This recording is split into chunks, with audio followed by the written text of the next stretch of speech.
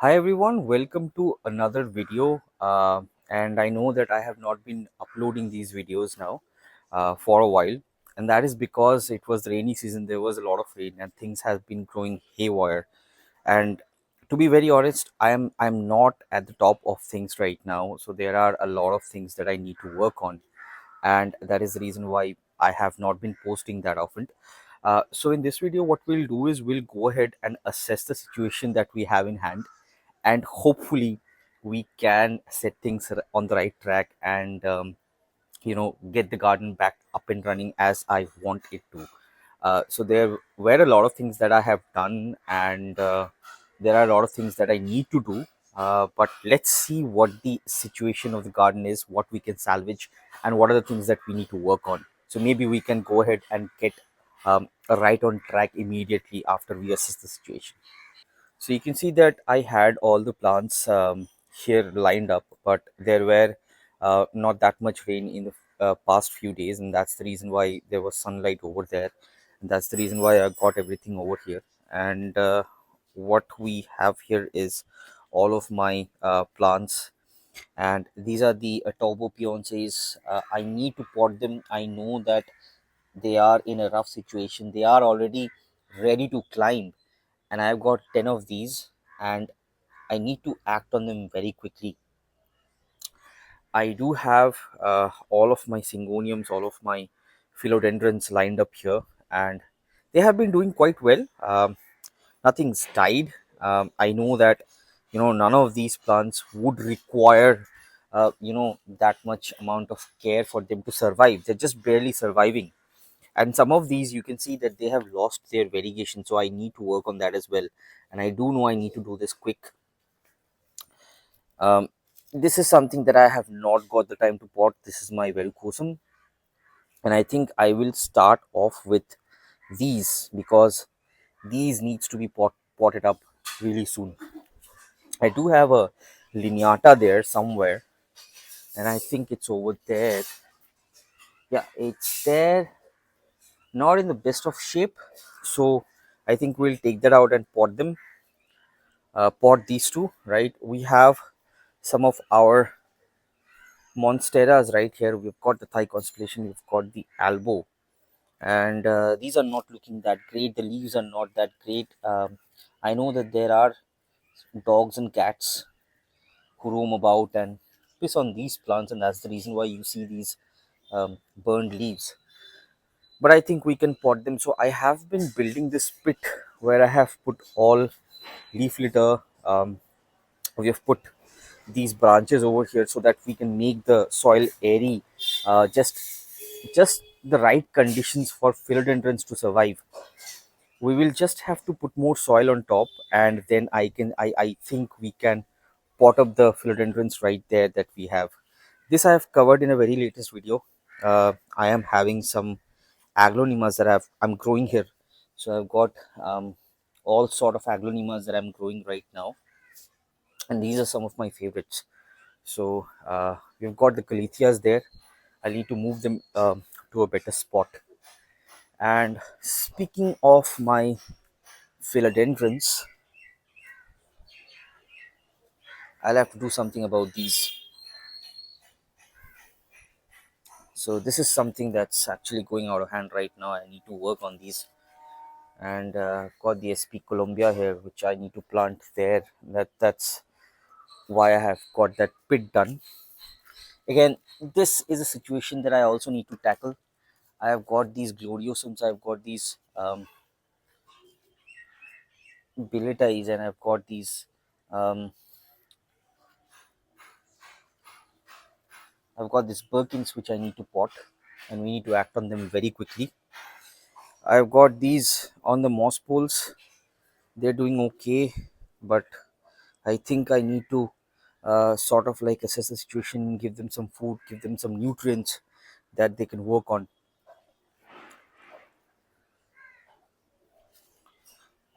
So what I think what we will do is we will start off with the Verrucosum here. I need to give the Verrucosum a new pot. So I'll have to assess the situation here and see how. This one is fairing. I'll need to see the roots as well. So as you can see, I have got this verrucosum out of its pot, and things are not looking that great. The root ball, the roots, as I have expected, it's not that much.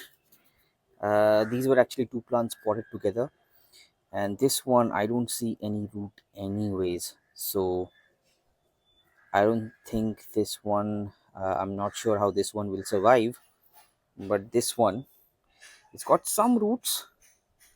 I don't see root rot much, but I think this one is going to be my go-to plant. This I have hopes for. I'm going to give it, for now I'm going to give it a stand like this one, okay, where maybe it can climb. Later on I'll upgrade it. I've got a new potting mix, so you can see this is very light. This is what it was in before, so you can see how mushy this one is. This is a lighter potting mix, and I've got new vermicompost in there, so maybe that will help with rooting. Let's pot it up. Yeah, so you can actually see I've got this one potted up and tied up to this pole. Hopefully this will climb this pole. In case if I can get to a decent height, get this one to a decent height, then I'll give it its own individual long moss pole, or maybe I'll try and get it to climb a wall. But for now it's a cloud mountain philodendron. That means that it's actually suited for better colder climate. And as winter is just about the corner, maybe this one will grow well. I'm just going to give it a very shady place for now, not a lot of sun exposure. I'm just going to go ahead and keep it here for uh, just a bit of watering. And let's go ahead and let's pot up the other plant that we have in mind. That's the lineata. Let's go.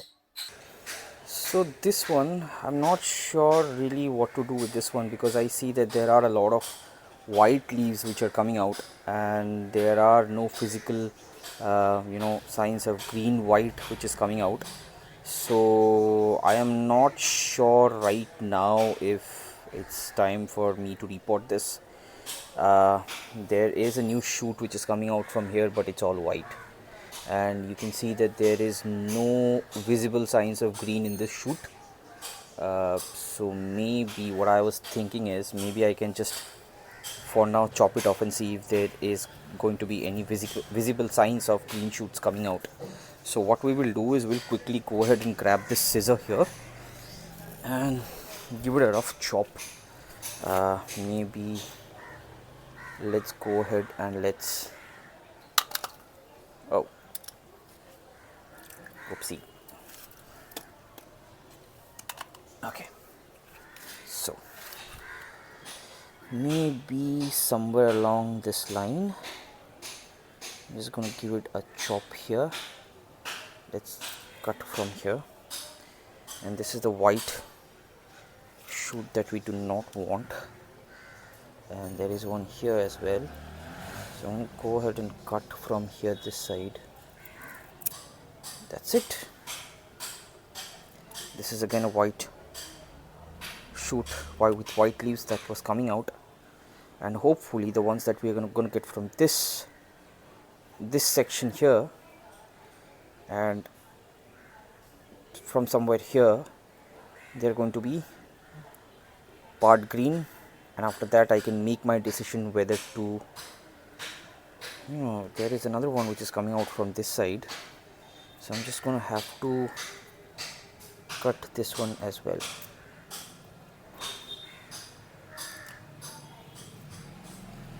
Sorry, but you had to go. It might be very mean for me to just cut off all these leaves and these shoots, but trust me, that's for the betterment of the plant. The white part cannot produce chlorophyll, and that's not going to sustain the plant. It is better that they are chopped off, and I encourage the green shoots, the half green leaves to come out. Okay, that way this plant will have a better chance at survival. So let's keep it around and see where this goes. Speaking of chopping and retaining variegation, this is my Florida beauty, but it seems to be now putting out these green leaves and it's no longer putting out variegated leaves. So I will now have to make a decision to retain the variegation. I need to chop off the stem from where it's losing its variegation. So if you guys can look closely, the way you can actually understand from where the variegation is going to come from is if you study the stem. If you see the stem, you will be able to understand where the variegation is coming from. So they have variegation. You can see this one, they have variegation, but it seems that from this point onwards, it's losing its variegation. So we'll have to just go ahead and chop that part off, and then hopefully we can get the variegation back. So this is the part where we will chop it off like that.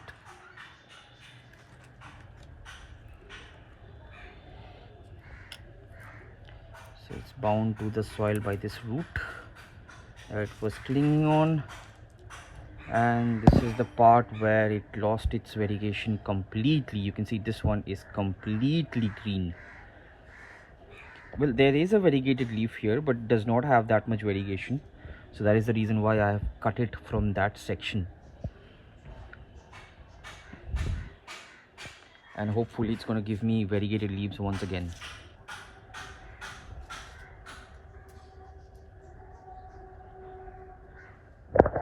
This is another one of my philodendrons, burl marks variegated, that is losing its variegation. I won't say it's losing its variegation.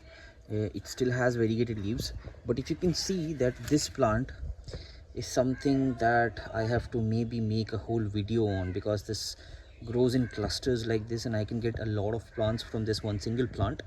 So what I was thinking is I'd separate the stems which has variegation from the ones which does not have variegation, and then grow them out as individual plants. That way I will be able to save the ones which are variegated, and the non-variegated can go in directly in the soil right there, and that way I'll have many plants, and I can save the ones which are variegated as well.